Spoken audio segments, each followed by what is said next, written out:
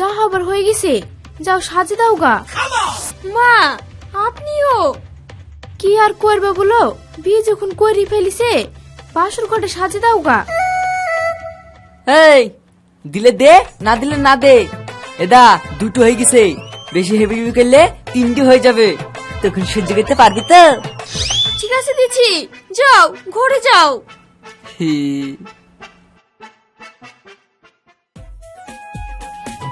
জান, তোমার বাসর ঘর পছন্দ হয়েছে তো? হয়েছে, কিন্তু অত ভালো হয়নি। সতীন সাজিয়েছে তো। ওসব বাদ দাও, চলো।